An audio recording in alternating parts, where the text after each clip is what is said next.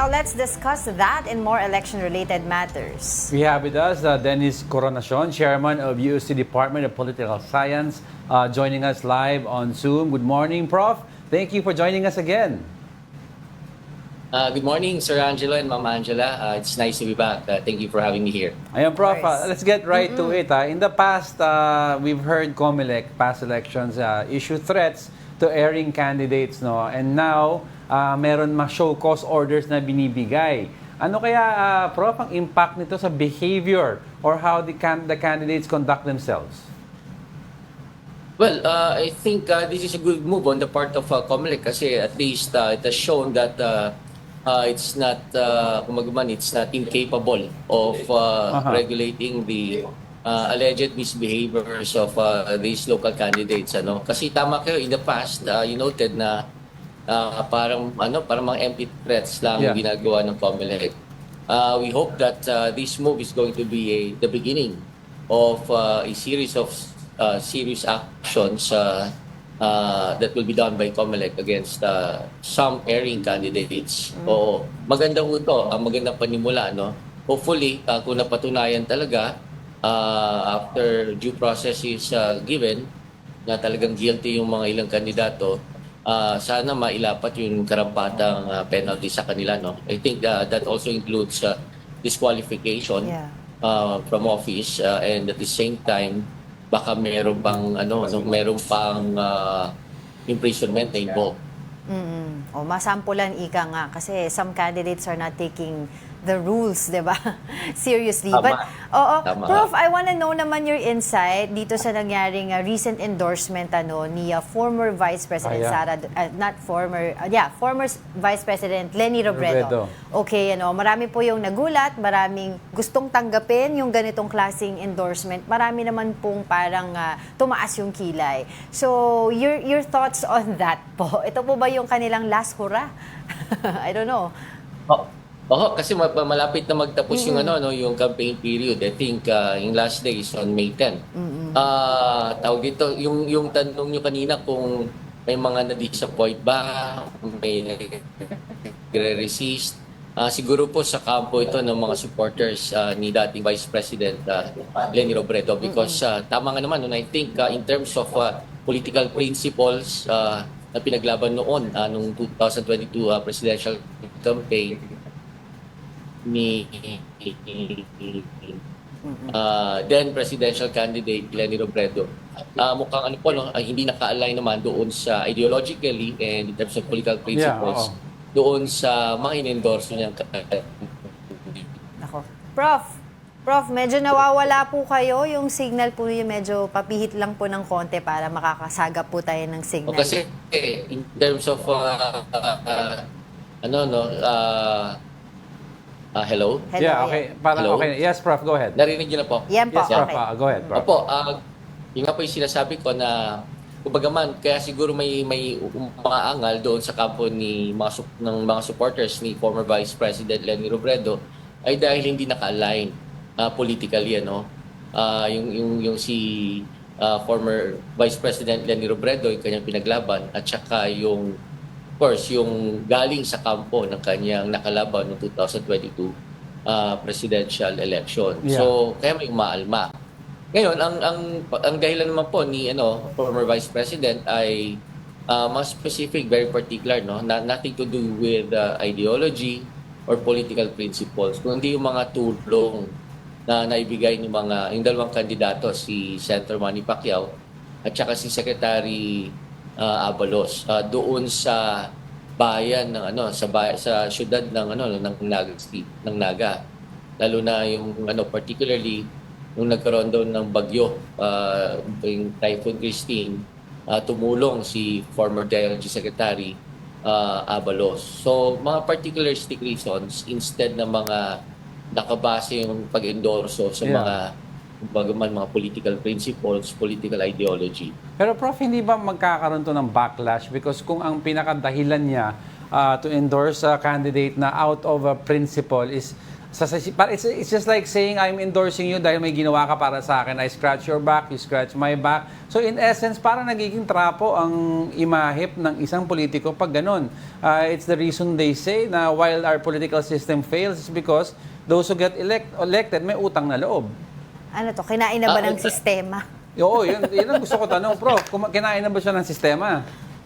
Well, ideally po, tama yung sinasabi nyo, dapat kung mag-endorso, at least magkalapit ang kanilang mga prinsipyo yung pinaglalaban o kaya ideolohiya. Kaya nga lang po, kumagaman, karaniwan na sa politika natin na hindi naman talaga kinukonsidera yung ideolohiya o kaya yung mga prinsipyo o kaya mga issues. Oo, yes. Sa pag-endorso o kaya pagkakaroon ng koalisyon. Oo. Nakaset aside po yun eh. Ang mas tinitingnan ay yung pong mga naitulong o kaya parte ba ito ng political network ng mga politiko. Kaya sila nagkakaroon ng endorsement o kaya mga alliances. Oo. Pero Prof, So, yes po. in relation to that, no, kasi you were saying, of course, sa tulong, but you take a look at yung numero po ni former Secretary Abalos, medyong nasa 11, 12, 13, 14, di ba? Nasa dulo siya. Together with Senator Bam Aquino, former Senator Bam Aquino, and former Senator Kiko Pangilinan. Ano magiging impact ng endorsement nito ni former Vice President Leni Robredo, given that she endorsed also two candidates that are fighting for position? Right. Magandang yung tanong nyo kasi tama kayo, no? Yung pointing out na baka posible magkaroon ng kompetisyon doon sa mga in-endorso niya mga kandidato. So previously, mga nauna niyang in-endorso si former Senator Bam Aquino and former Senator Kiko Pangilinan na nasa bottom end rin, ano? Yeah. Hindi rin komportable yung kanilang mga posisyon doon sa Magic 12. Labas pa nga sa Magic 12, ano? So they are also needing any kind of help. Kaya nga lang, kung tutulungan pa nila itong dalawang naghihikahos din na administration bets, baka yung boto sana na, yung slot sana na pwede nilang maipanalo ang mga traditionally kakampi niya, ay baka maibigay pa doon sa may panalo pa ng mga bago niyang in-endorse. So, yun ang pwede maging epekto nun, ano? Okay. Kasi all of these four candidates are in the bottom end. Yeah. Prof, pero on the other side of the fence, can we also take a look at this endorsement as aside from last for us strategy, ay kumbaga parang i-liken ito doon sa quote ni Albert Einstein na insanity is doing things over and over again and expecting different results. So ang ginawa nila dito, iniba naman natin yung strategy natin, no? Para medyo parang may mangyari ng kakaibang result at the end of the day. Kumbaga, Prof, parang deviating totally from the dilaw and the pink image. Or kumbaga po, thinking out of the box. Yeah, oo. Totally unexpected nga po itong ganitong klaseng endorsement ni former Vice President Leni Robredo. And hopefully, I don't know if she has a political agenda. It has yet to be known na hindi pa niya sinasabi ko ng reason niya. Basta very personal at saka particularistic yung reason. May kinalaman sa local politics at yung tulong personally, no? As to whether or not this is going to achieve a higher goal, hindi ho natin masasabi. We don't know kung ano yung reason ni if there is an underlying deep reason for this endorsement of the Vice President. Pero definitely tama kayo in pointing out that this is something something that is not usually done by yung mga like-minded persons doon sa kampo ni yung pagkakaintindi natin, no? Pero Prof, lastly, I'd like to ask you, we're now at the approaching the tail end of the campaign period, as magbobotohan na tayo. Ano ngayon ang magiging impact ng makinarya ng administrasyon sa placing ngayon sa 12? Because we have already, if you look at the numbers, we have 9 administration bets inside the Magic 12.